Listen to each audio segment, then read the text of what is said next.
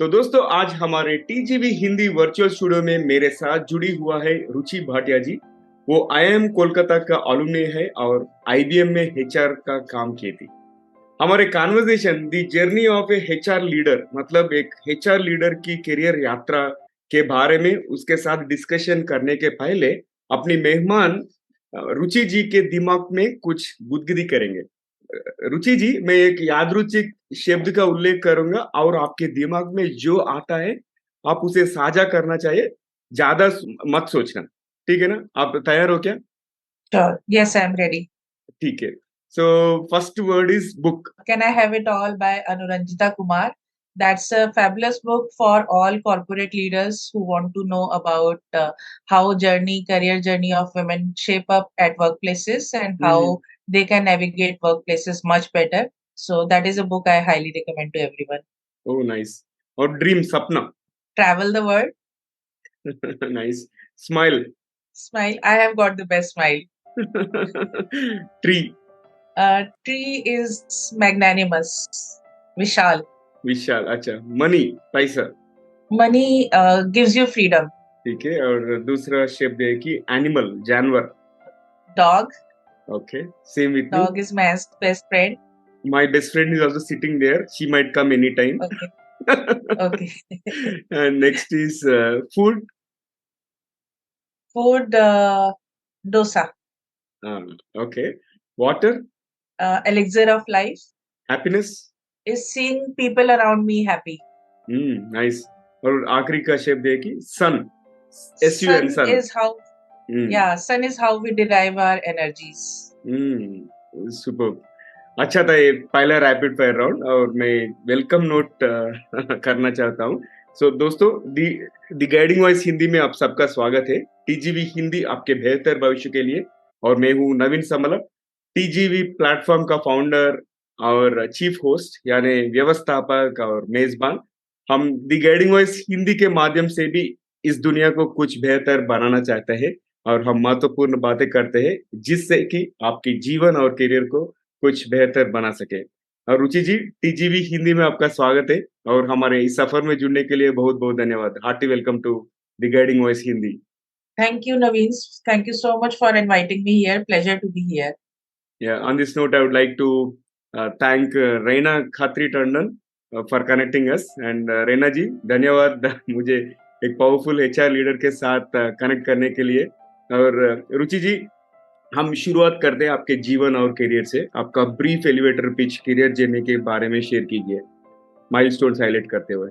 So, Naveen, I started my career in early 2000. I started my career with GlaxoSmithKline, one of the very topmost multinational company in sales.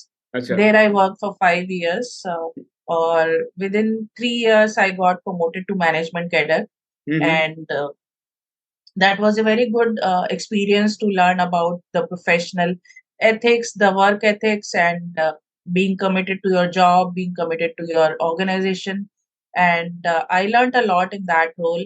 And over a period of time, I decided that enough of sales job. अच्छा। 5 years I put into this. I that at that time BPO industry was coming up in a very big manner, so all the action was happening in Gurgaon.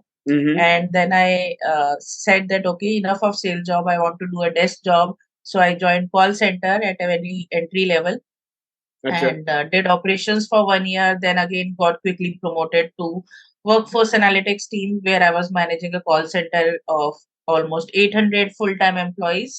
And then an IJP came, internal job posting. I applied for it. It was in HR, corporate trainer. I अच्छा। got through that. Yeah, I got through that job. And out of 108 applicants, I was the only one who was selected for that role. Wow, wow. Yeah. So, and then I never looked back. So 2008 is when I started my journey in HR, and since then I have done multiple roles within HR in talent management, in learning and development, in recruitment, as employer branding head for IBM India. So that was the last role that I did at IBM as employer branding head. And then I had a short stint with WNS for 6 months and with Elanco for almost 4 months. अच्छा। Again, similar to employer branding roles. So at WNS, I set up the entire function from scratch. Hmm. and we executed almost 15 recruitment branding campaigns in over 6 months, Yeah. and that was a great experience to work at WNS as well. So, Hmm. and then in 2018 I started my own Hmm. independent practice, HR Gurukul, Hmm. and since then I've been working as a HR freelancer. अच्छा, ठीक है। और आप थोड़ा हिंदी भी बात कर सकते हो। पूरा हाँ, ठीक है। Pure because audience are from various backgrounds. और आपके इस सफ़र ओके। में ऐसे कौन-सी 3 चीज़ है, जिसके वजह से आप आज इधर तक पहुँच सके, रुचि जी? So, one thing I would give credit to my mentors. Hmm, hmm. Mentors ने मुझे काफ़ी गाइडेंस प्रोवाइड किया at different point in time. अलग-अलग गाइडेंस की रिक्वायरमेंट होती है, तो उनसे मैंने काफ़ी मतलब जब भी कुछ डिसइल्यूजन फील करती थी या कुछ क्लैरिटी नहीं थी लाइफ में, तो I reached out to my mentors, so they guided अच्छा। मी a lot. Hmm, And mentors is one. Hmm. Second thing would be my own determination to succeed and do well in life. I अच्छा। wanted to earn a name and fame for myself. So that was the driving force behind reaching where I am today. Hmm, hmm. And third thing, I would say strong work ethics from my hmm, both my mom and dad. So मेरी हुँ। mom ने 25 years over 25 years as school principal और teacher काम ओह किया wow! है। हुँ, हुँ। हाँ, और my dad was a UP government employee, तो उन्होंने भी ऑलमोस्ट 40 इयर्स अपनी लाइफ के वर्क में दिए हैं। सो दोनों वर्किंग पेरेंट्स थे, तो घर पे भी वो माहौल जो था वो वैसा ही था कि अच्छा, you have to be financially independent and working and so वो एक गाइडेंस जो पेरेंट्स से मिली है, that is the third factor I would contribute my success to. अच्छा, ठीक है। और हम वेरियस टॉपिक्स कवर करेंगे आज के एपिसोड में, रिमोट वर्क के बारे में, करियर प्लानिंग के बारे में, और एचआर हुँ, फ्रैटर्निटी को आप कैसे मेंटर कर रहेंगे कर रहे हैं आप, और इसके अलावा आप जो भी कम्युनिटी स्थापित किया ना, एचआर गुरुकुल के बारे में, उसके बारे में डिस्कस करेंगे। और हाँ जी, थोड़ा बहुत आर्टिफिशियल इंटेलिजेंस से लेटेस्ट टूल्स जो भी चैट हाँ जीपीटी, जी, उसके बारे में भी ब्रीफली हम टच करेंगे। और मेरा पहला क्वेश्चन रिमोट वर्क के बारे में, लाइक दूरस्थ कार्य के बारे में आपकी क्या राय है?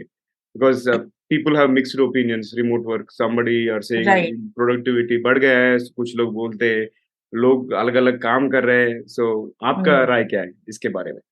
सो आईबीएम ऑर्गेनाइजेशन जो थी, आईटी टेक्नोलॉजी कंपनी है, और उस ऑर्गेनाइजेशन में मुझे रिमोट वर्क में ग्लोबल रोल्स में काम करने का मौका मिला। हुँ, सो हुँ। मेरा जो व्यक्तिगत राय है वो तो यही है कि remote work is a future of work. तो it allows you to collaborate with multiple colleagues across various geographies irrespective of the geographical barriers. तो रिमोट वर्क काफ़ी आपको एक टूल की तरह उसको ले सकते हैं कि आपकी ऑर्गेनाइज़ेशन में आपकी प्रोडक्टिविटी इम्प्रूव करता है, क्योंकि आप instead of spending time in commute, आप अपने जो 2-4 घंटे हैं वो आप सेव करते हैं कम्यूट वाला टाइम, और वो आप वापस से या तो काम में दे सकते हैं या अपने पर्सनल लाइफ के लिए यूटिलाइज़ कर सकते हैं। So it becomes a win-win for both the employee as well as the hmm, organisation. Hmm, So that is my personal opinion about remote work. Because hmm, I've worked in global roles, तो मेरे लिए तो काफ़ी एक I could manage my family life also really well, because एक flexibility थी remote work में। आप हुँ, अगर आपकी कलीग्स के साथ, यूएस कलीग्स के साथ देर रात तक कॉल है, तो आप स्टार्टिंग मॉर्निंग में थोड़ा-सा देर से स्टार्ट कर सकते हैं, around instead of 9 you can start at 11, and then hmm, stretch the work till 8 p.m. or so, because hmm, you know that you'll not be spending that much time in the traffic, right? सही है। So वो traffic में जब आप spend कर रहे हैं time, तो that is not productive neither for the organization nor for you, and it creates additional stress. तो remote work की जो studies काफ़ी सारी, as you rightly mentioned, दोनों बातें हैं कि एक तो प्रोडक्टिविटी इम्प्रूव कर देता है, दूसरा कई बार जो है employees they will have to win trust from their organizations and from right. Their employers, hmm, क्योंकि इंस्टेड ऑफ मून लाइटिंग, ऐसा नहीं है कि रिमोट वर्क आपको मिल गया है तो आप मून लाइटिंग करें और 2-3 कंपनीज के साथ काम करें। You have to maintain that trust with your employer, and you have to remain hmm, dedicated and loyal to your primary employer only.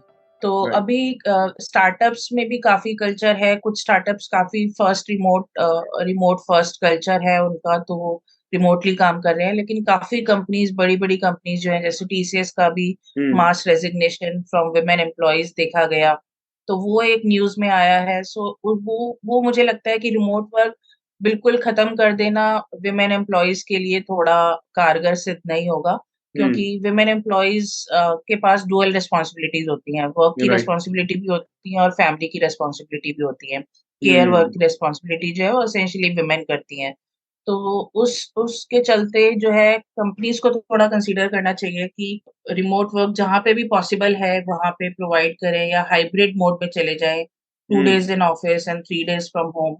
So that is a much more middle ground and middle solution, या। rather than saying कि नहीं every day you have to come to office. That is like force fitting employees कि आप उनको office daily बुलाएं, because ऐसा नहीं है कि ऑफिस में जाके आप कुछ ज्यादा प्रोडक्टिव हो जाएंगे, आप बल्कि ज्यादा टाइम वेस्ट करते हैं वाटर कूलर कॉन्वर्सेशंस में, ब्रेक्स ज्यादा ले लेते हैं।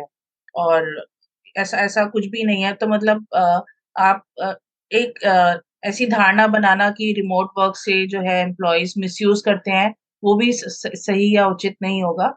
हम्म। एम्प्लॉयर्स को एक मिडिल ग्राउंड देखना चाहिए, और जहां पे भी पॉसिबल है वहां पे हम्म। फ्लेक्सिबिलिटी ऑफर करनी चाहिए, क्योंकि जेन जी टैलेंट और विमेन जो है दे ऑल, जितने भी सर्वेज आए हैं उसमें बताया गया है कि remote work that they prefer flexibility at work. So yeah. वो फ्लेक्सिबिलिटी प्रोवाइड करेंगे तो एम्प्लॉयज भी खुश रहेंगे और हम्म। खुशी खुशी आपका काम करेंगे, और ऑर्गेनाइजेशन में भी वो एक हैप्पीनेस हम्म। वाला कल्चर रहेगा। सही, मैं भी आपसे सहमत करता हूँ। मैं जी में लगभग 11 साल काम किया था। वहाँ पे पहले हम्म। से भी हमारे को ये फ्लेक्सिबल वर्क कल्चर था। People did not force hmm. Us to work from office all the time. और अगर हम्म। एक हफ्ते से ज्यादा नहीं तो 2 हफ्ते से ज्यादा अगर वर्क फ्रॉम होम करना पड़े तो उसके लिए थोड़ा बहुत मेल अप्रूवल एचआर से होना पड़ता था, मगर कभी भी पॉलिसीज तो हमारे एम्प्लॉयज कोई भी मिसयूज नहीं किए थे। सो राइट। एम्प्लॉय उनको ऊपर भी थोड़ा भरोसा रखना है, और आप बोले सो एम्प्लॉयज भी पॉलिसी को अब्यूज नहीं करना। सो अच्छी बात बताई। राइट। और रुचि जी आगे बढ़ते हैं। आप जेंडर डाइवर्सिटी पे भी बहुत काम किए, और ये लिंग विविधता बोलते हैं ना, जेंडर डाइवर्सिटी पर अपना काम हमारे साथ साझा करें। कौन से इनिशिएटिव्स आप ले चुके हैं? तो जेंडर डाइवर्सिटी पे एक तो आईबीएम में एक हमने कैंपेन लॉन्च किया था, आईबीएम विमेन हु इंस्पायर। हम्म। उसमें आइडिया यही था कि एशिया पैसिफिक में जितनी विमेन एम्प्लॉयज हैं आईबीएम की, वो अपने रोल मॉडल्स डिसाइड करें कि कौन है उनके आईबीएम में रोल मॉडल्स, और अच्छा। उनके बारे में वो सोशल मीडिया पे जाकर अपनी राय शेयर करें। तो वो एक कैंपेन काफी सक्सेसफुल हुआ था। वो हमारा कैंपेन एम्प्लॉयर ब्रांडिंग कैंपेन था पूरे एशिया पैसिफिक आईबीएम एम्प्लॉयज के लिए, विमेन एम्प्लॉयज के लिए।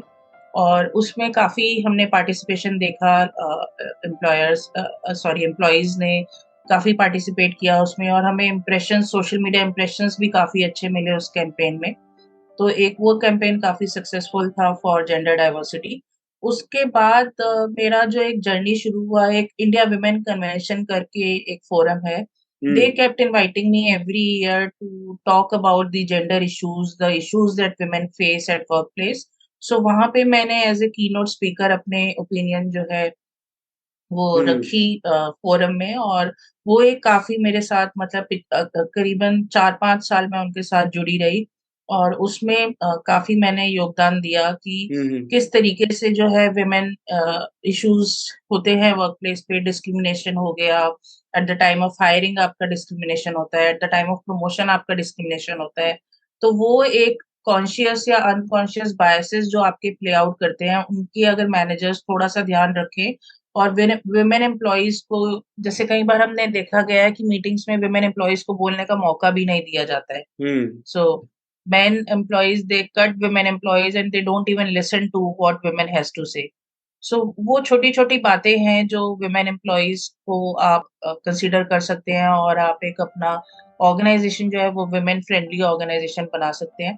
आजकल तो ऑर्गेनाइजेशंस काफी फोकस कर रहे हैं, they call it DEI, diversity equity and inclusion. Hmm. तो जेंडर डाइवर्सिटी पे, और मेरा एक ये मानना है कि जो भी चीज आपकी बॉलीवुड और एड्स में आ जाए वो यानी लेटेस्ट ट्रेंड है।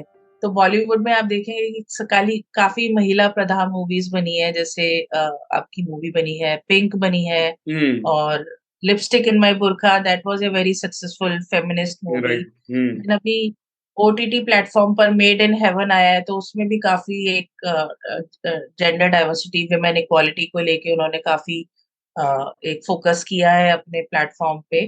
तो वही है कि अगर एक सोसाइटी में मत धारा आएगी कि वुमेन जो है वो किसी से कम नहीं है और हर टाइप की जॉब्स कर सकती हैं। पायलट भी जो है इंडिया में सबसे ज्यादा वुमेन पायलट है। हम्म। और आप कोई भी क्षेत्र उठा के देख लीजिए, इसरो कल चंद्रयान की लैंडिंग हुई तो इसरो साइंटिस्ट भी जो है वो विमेन आपको दिखाई देती हैं। जो लीड सही है। लीड साइंटिस्ट हैं उसमें हम्म। विमेन महिला ही है। तो ऐसा कोई भी काम नहीं है, रॉकेट साइंस से लेके ऑफिस वर्क्स, मतलब कोई भी ऑफिस वर्क, सेक्रेटरी से लेके रॉकेट साइंटिस्ट तक। तो महिलाएं काफी हर क्षेत्र में आगे बढ़ रही हैं और अच्छा काम कर रही हैं। और उनको हम्म। और मौके दिए जाने चाहिए, क्योंकि women constitute 50% of your demographics। Right. तो लेकिन हम वर्क प्लेस में देखते हैं कि या तो एंट्री लेवल पे 30% है, फिर मिड लेवल पे जाके पहुंचते मतलब कम हो जाता है, 30% से 15% हो जाता है। और सीनियर लेवल पे जब जाते हैं सीएक्सओ लेवल पे तो 15% से और भी कम हो जाता है, 3 to 4% हो जाता है सीएक्सओ हम्म। लेवल।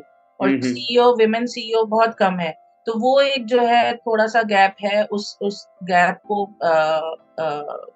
मतलब फील कम करना करने पड़। के लिए हम्म। सारी ऑर्गेनाइजेशंस काम कर रही हैं। एचआर लीडर्स बहुत अच्छा काम कर रहे हैं। मेरे बहुत सारे दोस्त एचआर लीडर्स हैं, बहुत अच्छा काम हो रहा है इंडिया में। हम्म। और वही है जो गैप्स है, कोशिश यही रहती है कि वो गैप्स ना रहें और विमेन को आगे बढ़ने का काफी मौका दिया जाए। सही है। तो मैं भी ये मेरे। यहाँ हाँ यकीन जी। करता हूँ। अगर नारी शक्ति तो बहुत शक्तिशाली है।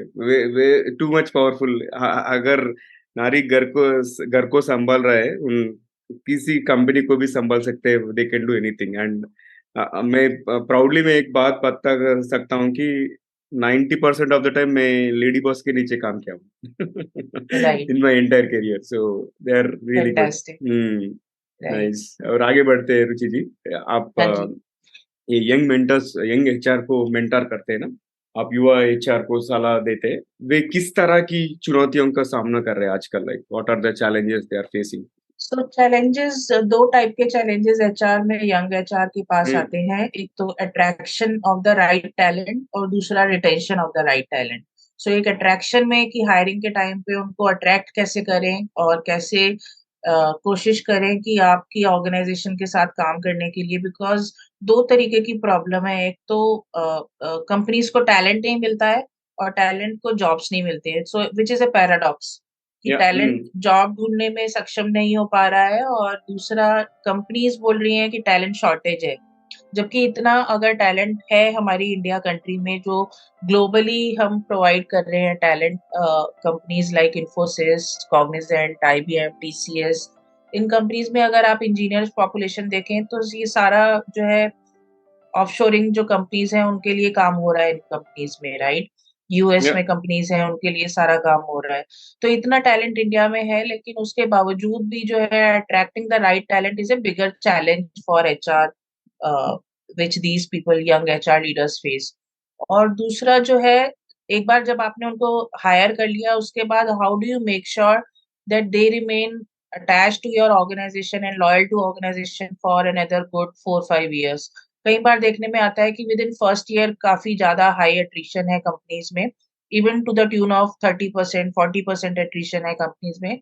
तो वो एक आपके लिए काफी बड़ा चैलेंज होता है एचआर के लिए कि उनको कैसे आप एक एम्प्लॉय एक्सपीरियंस प्रोवाइड करें कि यंग टैलेंट आपके साथ काम करने के लिए इच्छुक हो, और वो अपना विलिंगनेस प्रोवाइड करे कि हाँ मैं इस ऑर्गेनाइजेशन में अपना करियर बनाना चाहता हूँ।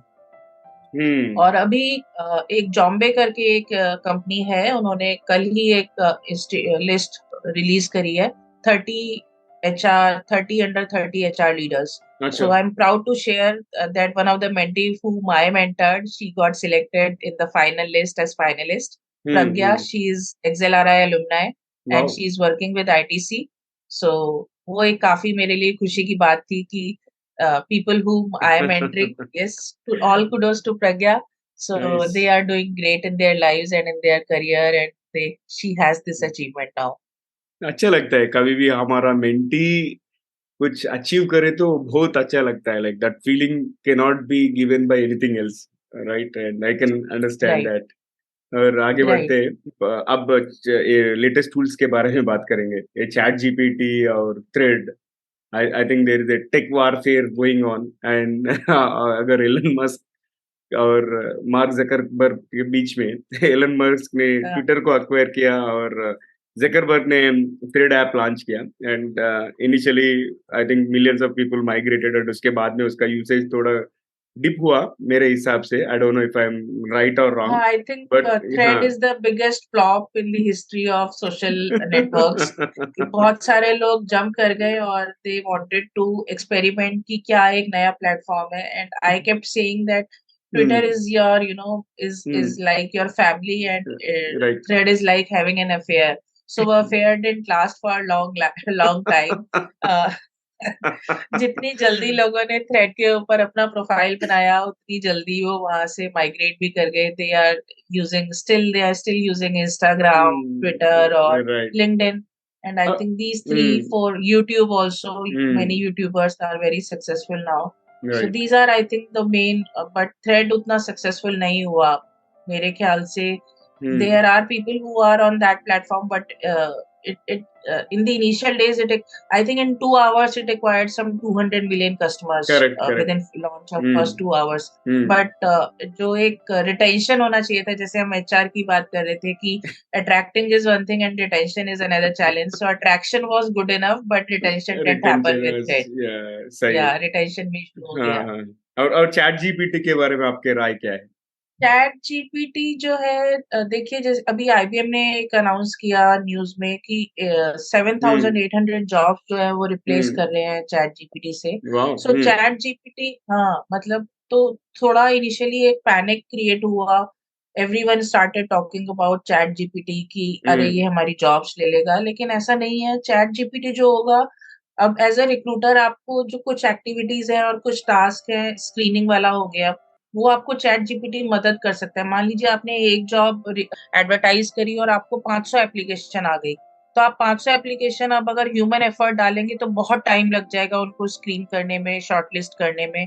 लेकिन अगर आप चैट जीपीटी को यूज करेंगे तो आप उसमें आइडेंटिफाई कर सकते हैं कि किस तरीके से आउट ऑफ 500 एक शॉर्टलिस्ट क्रिएट की जाए, और आप हम्म, चैट जीपीटी को इस्तेमाल करते हुए उसको कैसे ह्यूमन एफर्ट को मैक्सिमम क्रिएटिविटी वे में यूज किया जाए। और चैट जीपीटी से जॉब्स जाएंगी नहीं, बल्कि एक नई तरीके की जॉब्स क्रिएट होंगी। जो हम्म, ऑटोमेटेड टास्क हैं, जो रिपीटेटिव टास्क हैं, जो बोरिंग टास्क है, वो चैट जीपीटी और बॉट्स वगैरह मतलब उनको आप डिप्लॉय करके आप करवा सकते हैं। और बाकी हम्म, जो ह्यूमन, जहाँ पे एम्पैथी, इमोशनल इंटेलिजेंस और क्रिएटिविटी की बात है, वो all those tasks can not be replaced by ChatGPT. So मेरा तो मानना यही है कि people who will use ChatGPT will be much more in demand and in desirable, uh, you know uh, in the workforce, rather hmm, than people who do not use chat gpt. So everyone will have to ultimately learn how to use these newer technologies like ai and chat gpt in their own area of work. So हम्म। अगर आप उसको लेके काम करेंगे, तो जो काम आप पहले 5 घंटे में करते थे, वो काम आप अब 2 घंटे में कर पाएंगे, तो आपका टाइम भी सेव होगा। Nice, nice. और आगे बढ़ते हैं ये कॉन्वर्सेशन पे। आप बहुत दिन से एचआर इंडस्ट्री में है, लाइक लगभग 2 दशक, टू क्लोज टू हाँ जी। 20 इयर्स। और आपके हिसाब से कौन सी स्किल्स होना चाहिए अगर फ्यूचर में एम्प्लॉय सक्सीड होने के लिए, भविष्य में सफल होने के लिए कौन कौशलों की आवश्यकता है? So there are couple of skills like critical thinking will always be in demand. Hmm, Analytical skills will always be in demand. Then using these newer tools and technologies, being adapt with digital. अच्छा। So digital media जितना आ रहा है, वो भी आपको एक कौशलता होनी चाहिए कि आप उन सब डिजिटल टेक्नोलॉजीज को यूज करके आप अपना एक जो है, हम्म, जो भी काम है आपका, जिस भी कार्य में आप लगे हुए हैं, उस या, काम को आप डिजिटली आप कैसे, क्योंकि आप मान लीजिए एक स्मॉल बिजनेस ओनर है, तो हम्म, आज की डेट में आप as a small business owner आपको प्रेजेंस होना चाहिए डिजिटल पे, क्योंकि most of the business is also done through not just offline, जो हम्म जैसे रिटेल है, जितना फ्लिपकार्ट और अमेजोन की बात करें तो सारा बिजनेस उनका डिजिटल तरीके से हो रहा है। बहुत सारे सेलर्स आ गए हैं फ्लिपकार्ट और अमेजोन और इन सब न्यूअर प्लेटफॉर्म्स पर। तो आपको एक डिजिटल जो है उस टाइप की जॉब्स भी क्रिएट होंगी कि जैसे अगर मार्केटिंग है तो पहले आपको न्यूज़पेपर में आप ऐड देते थे, अब आपको डिजिटल मीडिया पे ऐड कैसे क्रिएट करने हैं, फेसबुक पे ऐड कैसे क्रिएट करने हैं, इंस्टाग्राम पे कैसे ऐड क्रिएट करने हैं। So digital marketing has become a whole profession in itself. या हम्म अभी उस टाइप की आपको एक कौशलता आनी चाहिए कि आप डिजिटल यूज करके कैसे अपने कार्य को और आगे बढ़ा सकें, कंपनी के हम्म लिए उसको कैसे उन टेक्नोलॉजीज को यूज करके कंपनी की बिजनेस को आगे प्रमोट कर सकें। हम्म तो और क्रिटिकल थिंग, एनालिटिकल स्किल्स, ये सब तो काफी। और empathy, hmm empathy will be a because that is something which robots can not emulate.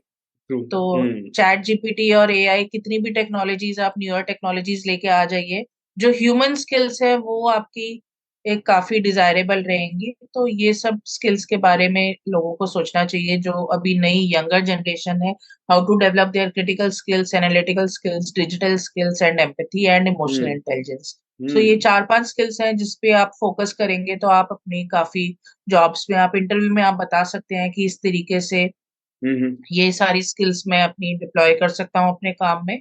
और उसका हम्म एक एविडेंस दीजिए कि ये इस तरीके से मैंने यूटिलाइज करी है, तो आप हम्म ज्यादा एक इंटरव्यू, सक्सेसफुल इंटरव्यू दे पाएंगे।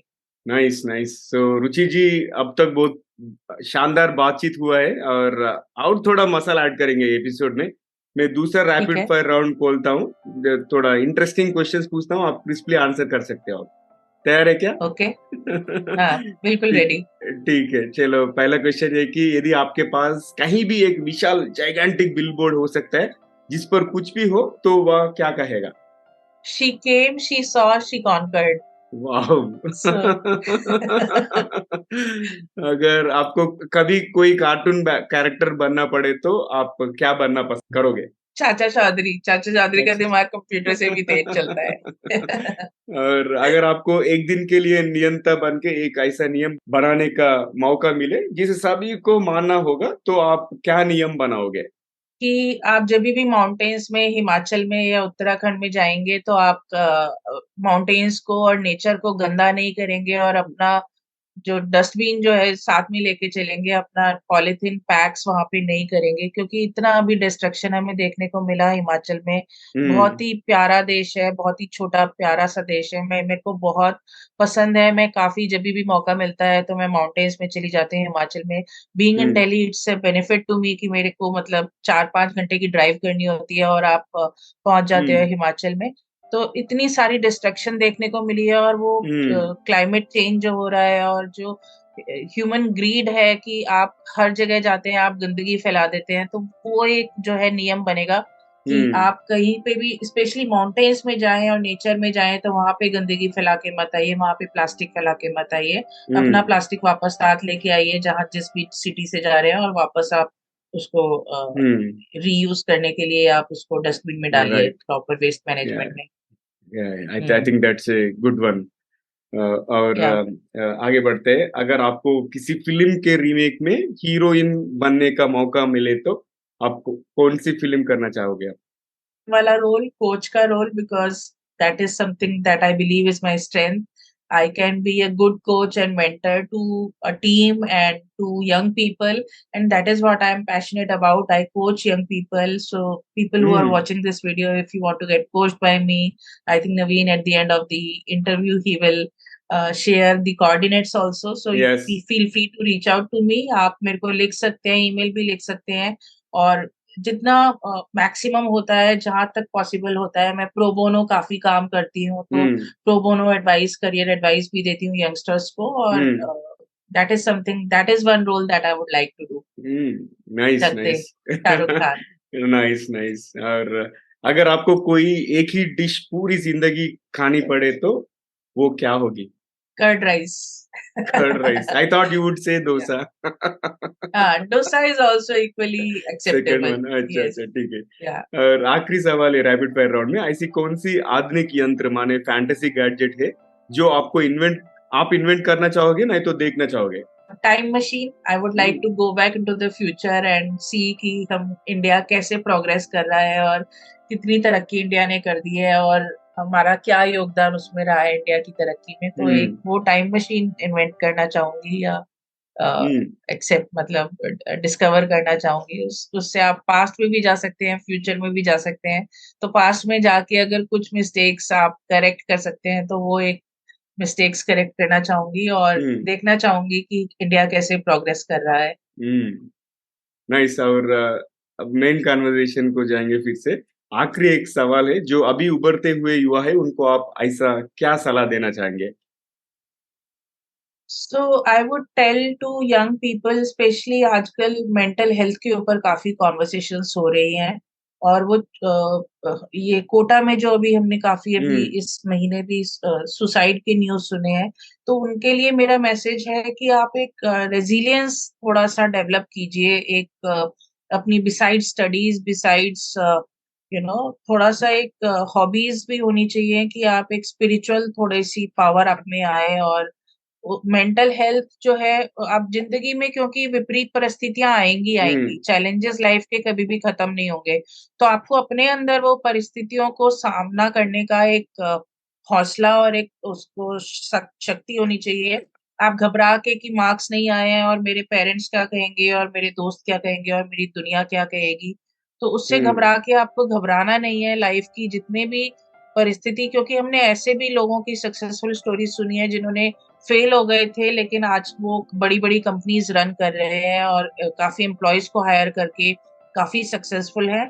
तो लाइफ के चैलेंजेस से घबराना नहीं है और मेंटल हेल्थ चैलेंजेस को बहुत ज़्यादा आपने उससे डर नहीं जाना है, उसको फेस करना है। तो हम्म। लाइफ का नाम ही यही है कि लाइफ के चैलेंजेस को आप फेस करें और आप एक अपने कॉन्फिडेंस से आगे बढ़ते जाएँ।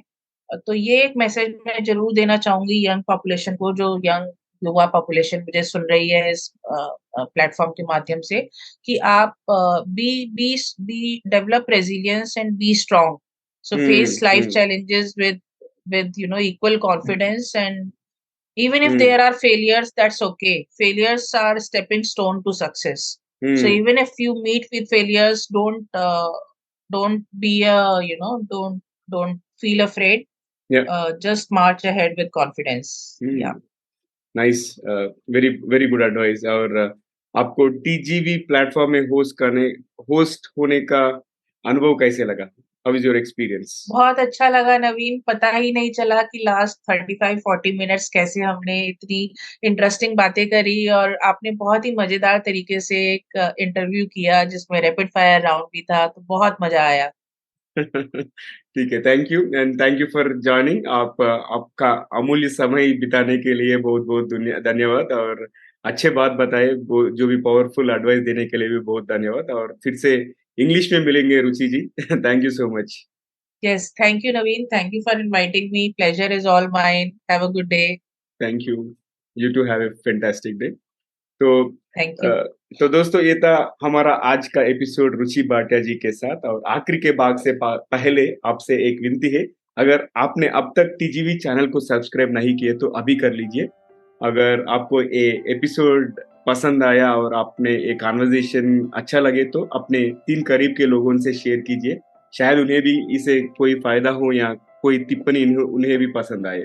आपके दोस्तों और फैमिली मेंबर्स को कुछ नए सीखने को मिलेंगे और हमें नए सब्सक्राइबर्स मिलेंगे। धन्यवाद। और चलेंगे, हम बात करेंगे आज के सामान्य ज्ञान यानी ट्रिविया। आज का सामान्य ज्ञान है कि हम एचआर लीडर के साथ अच्छे तरह से बातचीत हुआ है। करियर के बारे में, आर्टिफिशियल इंटेलिजेंस के बारे में और जेंडर डाइवर्सिटी के बारे में। मैंने सोचा कि ये ह्यूमन रिसोर्सेस टर्म का आविर्भाव कैसा हुआ, वो बताना चाहता हूँ आज। The term human resources actually was coined in the 1890s। मतलब 1890 में शुरू हुआ था, मगर पॉपुलैरिटी तो 20th सेंचुरी में मिल गया, क्योंकि businesses started recognising the importance of managing and developing there workforce. तो मैं एक रिक्वेस्ट करता हूँ कि आपको कोई एक पावरफुल एचआर लीडर कोई पता है तो इसके बारे में मुझे बोल दीजिए। अगर ये एपिसोड आप यूट्यूब पे देख रहे हैं तो वहां पे कमेंट कीजिए, नहीं तो अगर ये एपिसोड आपको कहीं सोशल मीडिया प्लेटफॉर्म पे मिले तो वहां पे भी आप कमेंट कर सकते हैं, हम जरूर उसको इंटरव्यू करेंगे ये प्लेटफॉर्म पे। और तो आज के लिए यही पर समाप्त करते हैं। और दोस्तों, आपको कोई प्रतिक्रिया यानी सजेशंस है, या अगर आप किसी को हमारे मेहमान करके बुलाना चाहते हैं तो हमें जरूर ईमेल कीजिए। और हमारा ईमेल एड्रेस tgvhindi@gmail.com। मैं हूं नवीन समला, आपकी हमसफर, और यही उम्मीद है कि हमारे ये कोशिश कई लोगों की जिंदगी में कुछ अमूल्य बातें पहुंचाए। और टीजीवी हिंदी में ट्यून करने के लिए फिर से धन्यवाद। दोस्तों, टीजीवी इंग्लिश और तेलुगु में भी उपलब्ध है। आप स्पॉटिफाई, एप्पल पॉडकास्ट, गाना, यूट्यूब या आपके कोई भी पसंदीदा पॉडकास्ट ऐप में द गाइडिंग वॉइस सुन सकते हो। आप 3 भाषाओं में, हिंदी, इंग्लिश और तेलुगु। और सुनते रहिए, देखते रहिए टीजीवी हिंदी। टीजीवी हिंदी आपके बेहतर भविष्य के लिए। फिर से अगले एपिसोड में दूसरे मेहमान के साथ मिलेंगे। Take care guys.